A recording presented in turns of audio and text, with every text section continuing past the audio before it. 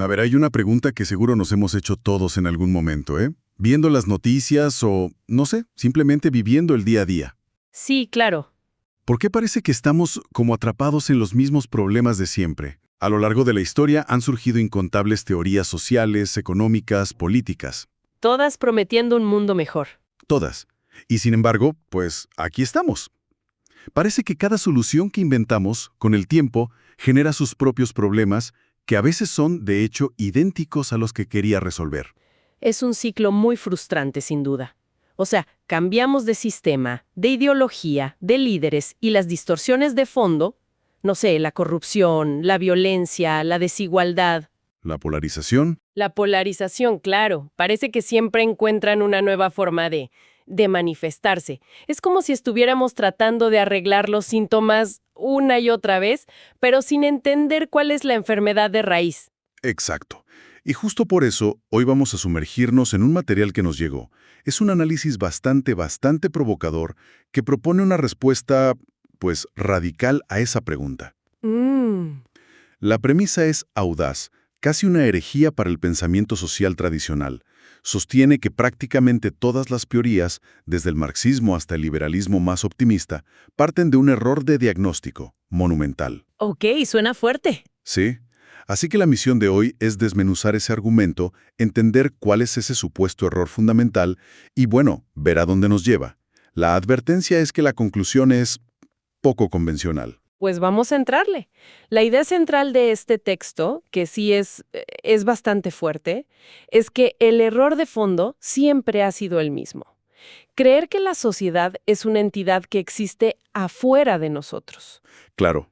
O sea, pensamos en el sistema, la economía, el Estado o la cultura, como si fueran máquinas gigantes, ¿no? Independientes, que funcionan con sus propias reglas y que nos moldean desde el exterior. Claro, es el enfoque de siempre. Si algo va mal, pues hay que arreglar el sistema, cambiar las leyes, ajustar la economía. Reformar las instituciones. Exacto. Precisamente. Pero el texto invierte esa lógica de una manera total. Propone que no existe tal máquina externa, que la sociedad no es la causa, sino el efecto. ¿El efecto de qué? Todo lo social es psicológico. No es que el sistema nos haga caóticos, es que nuestro caos interno, multiplicado por miles de millones, crea el sistema caótico. O sea, a ver si entiendo la analogía que se me ocurre. Es como si todos los teóricos sociales hubieran pasado siglos tratando de arreglar una película que se ve mal, pintando directamente sobre la pantalla del cine, Ajá, buena analogía. intentando corregir los colores, borrar las manchas, ¿sabes? Sí, claro. En lugar de darse cuenta de que el problema no está en la pantalla, el problema está en el proyector, en la cinta que se está reproduciendo. Y este texto dice que ese proyector es la mente humana. Exactamente esa es la idea. Y para explicar cómo funciona ese proyector, la fuente introduce un concepto que llama el ventrílocuo colectivo. Ventrílocuo colectivo. Sí, sugiere que hay un mecanismo interno, casi invisible para nosotros, que habla a través de la boca de la sociedad. Y el motor de ese ventríloco es algo que denomina el yo automático. Suena interesante, pero a la vez un poco abstracto. ¿Qué es exactamente este yo automático? ¿Se refiere, no sé, a nuestro subconsciente o algo así? No exactamente. Es más simple y a la vez más profundo. Se refiere a nuestro modo de operación por defecto, ¿sabes? El que no requiere conciencia ni esfuerzo. El texto lo describe con características muy concretas. A ver. Primero, es un yo que fundamentalmente teme. Teme a la incertidumbre, a no pertenecer, a la muerte, a no ser suficiente. Ok. Segundo, es un yo que imita, o sea, copia comportamientos, ideas, modas, sin un entendimiento real, solo por la necesidad de encajar y sentirse seguro. Tercero, se compara sin cesar. Su sentido del valor depende siempre de estar por encima o por debajo de los demás. Y finalmente, es un yo que, por todo esto, vive en un estado de caos, de conflicto interno, y lo que es crucial, proyecta ese caos hacia afuera. Fíjate que eso resuena muchísimo con lo que se ve, por ejemplo, en las redes sociales. El miedo a ser cancelado, la imitación de tendencias virales, Totalmente. la comparación constante a través de vidas que parecen perfectas y, por supuesto, la proyección de frustraciones en forma de odio o polarización. Exacto. Las redes sociales son un laboratorio perfecto para ver al yo automático en acción. Y aquí es donde el texto da el salto de lo micro a lo macro.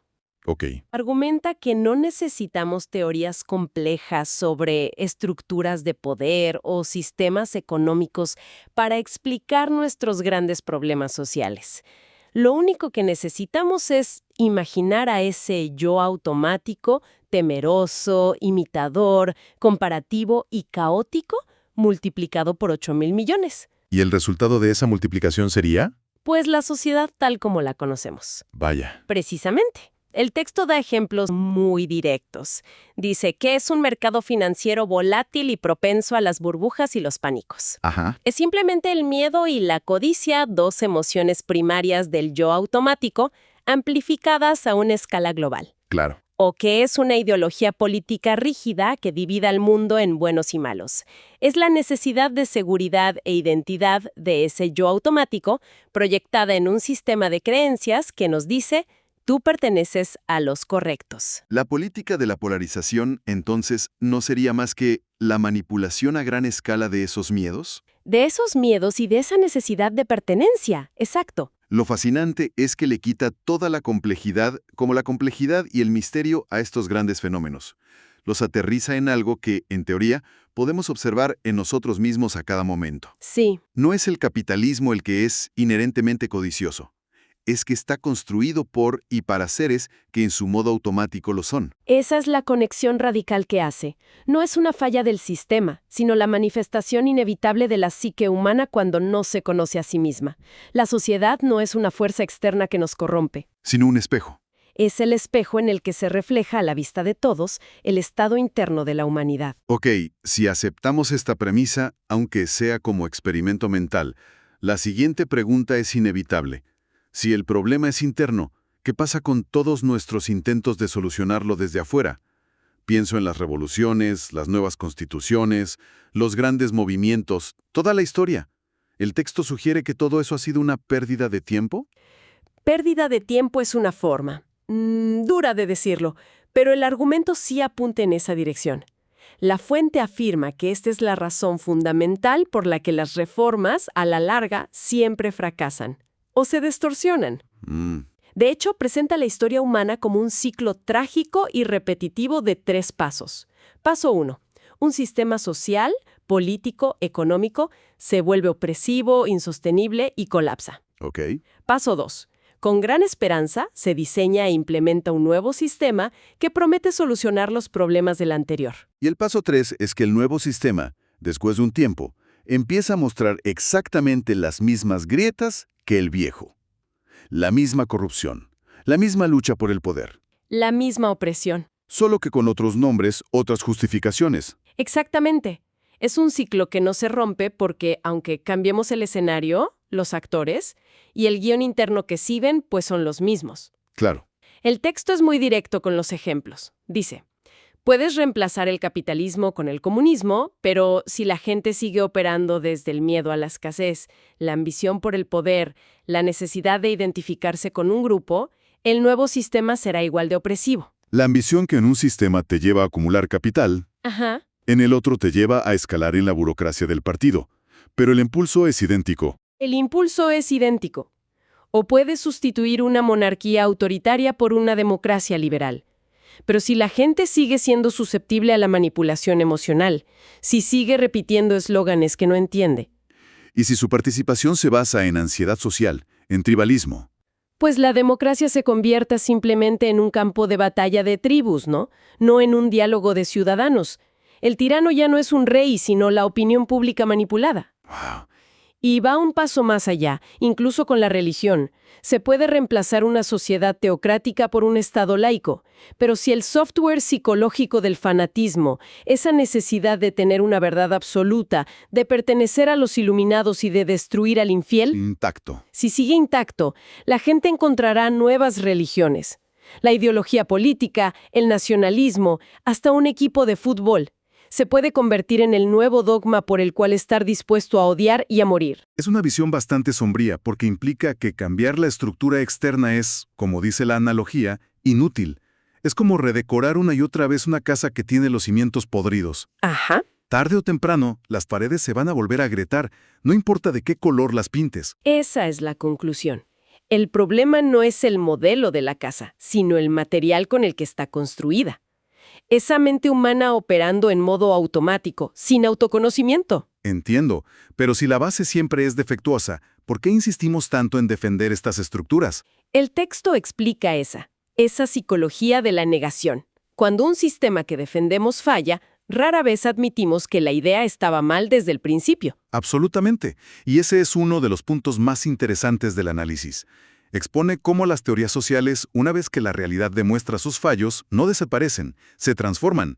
¿En qué? Se convierten en algo muy parecido a un dogma religioso. Claro, cuando los hechos no encajan con la creencia, en lugar de cambiar la creencia, se intenta forzar los hechos.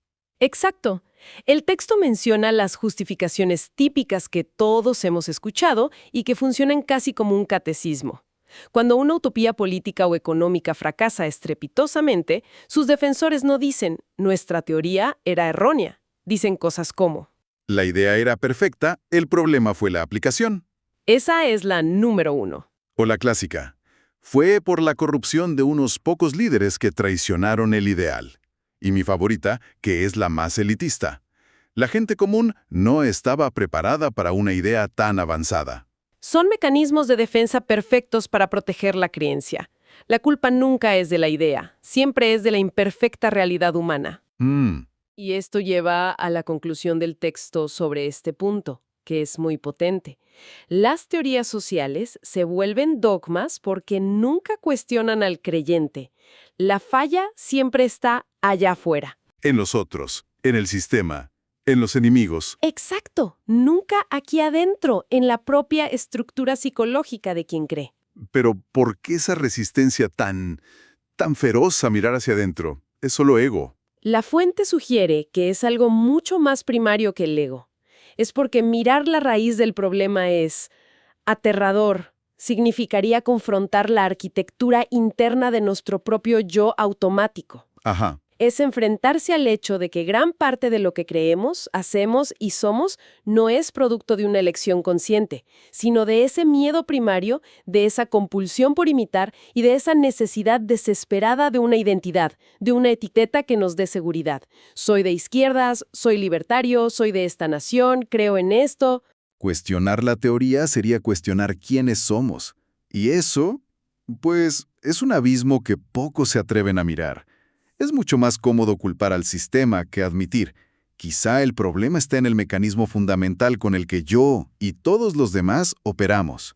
Es el último tabú. Analizamos la economía, la política, la historia, todo lo externo. Pero la herramienta con la que hacemos todo ese análisis, la propia mente, esa rara vez la ponemos bajo el microscopio. Bueno, esto nos deja en un lugar complicado.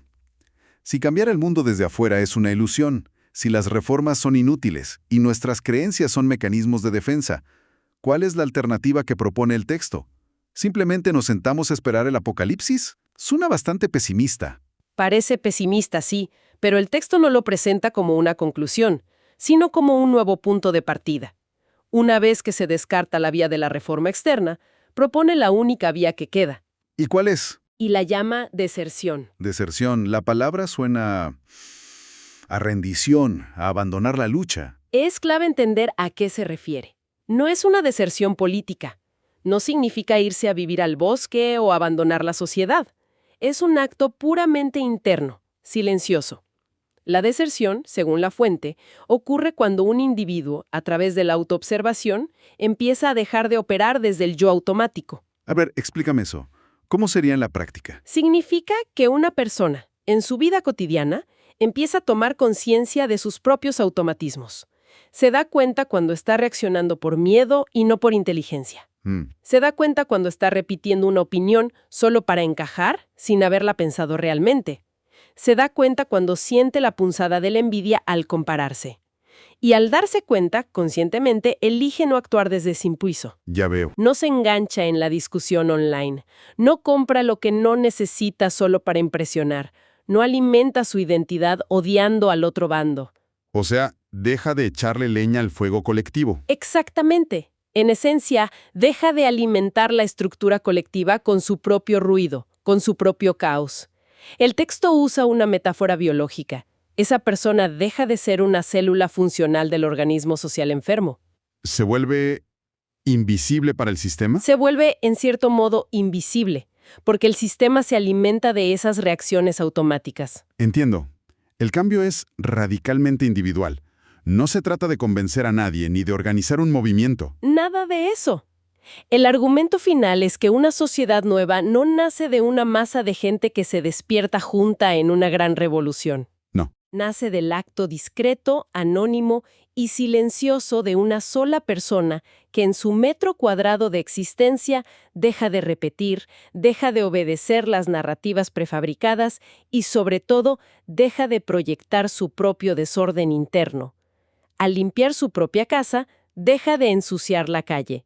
El texto es muy claro entonces. No puede haber un cambio social real sin esta desidentificación individual.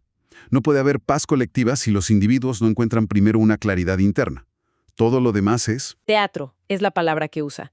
Un teatro ruidoso donde cambiamos los disfraces y los decorados, pero la obra trágica es siempre la misma. Bueno, para ir resumiendo, el argumento que exploramos hoy es demoledor para casi cualquier forma de activismo o pensamiento político tradicional.